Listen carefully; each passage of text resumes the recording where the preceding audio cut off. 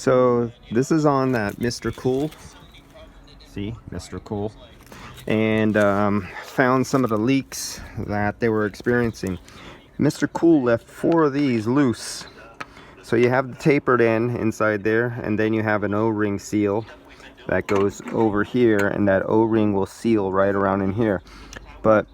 And they have a little bit of a flare inside there, but it was never tightened down all the way. It was just like hand tight, and they just came off. And that's where, when I found some leaks earlier, there were some. I'm gonna put some Nylog in there, put them back out. Actually, if I were to do this again, I should have just grabbed my flare, remove all these things, and cut everything off. Take those Mr. Cool pieces of instant, easy flare fitting things, these pieces of garbage out of here, and do it all flare. But I'm already set up. Customer had 4 sets of these lines, three extra sets of these line sets, and I had to remove the refrigerant out of them, so I punctured them using, you know, your regular clamp-on punctures to remove refrigerant. And what I found was, out of four lines, out of 3 sets, where are the other ones? Oh, they're still on there. Out of all these line sets, only 1 line had its full charge inside of it.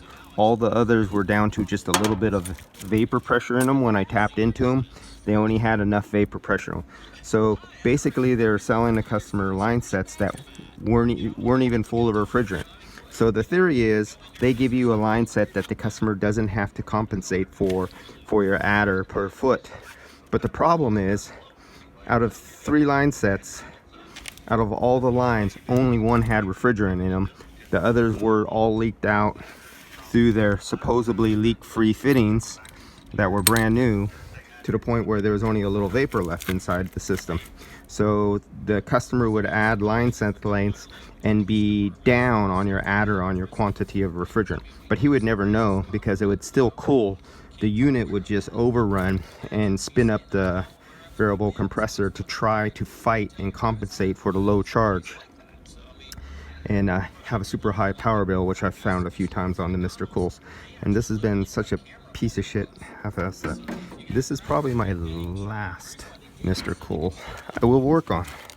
And told the customer, if you need any more work after this, here's my estimate. I'll replace it with an LG, a Fujitsu, Mitsubishi, anything else, but not working on the Mr. Cool again. That's it. Yeah, leaking line sets, brand new from Mr. Lou.